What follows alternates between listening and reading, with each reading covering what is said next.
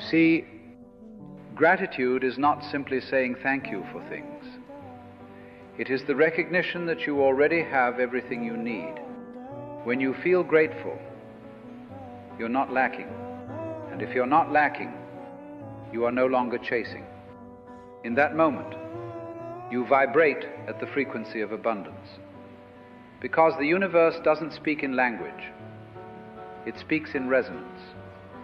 And gratitude, our gratitude, is the song of alignment. So when you feel grateful, not for what's coming, but for what already is, you become a magnet, not for things, but for the energy that makes all things possible. That is abundance.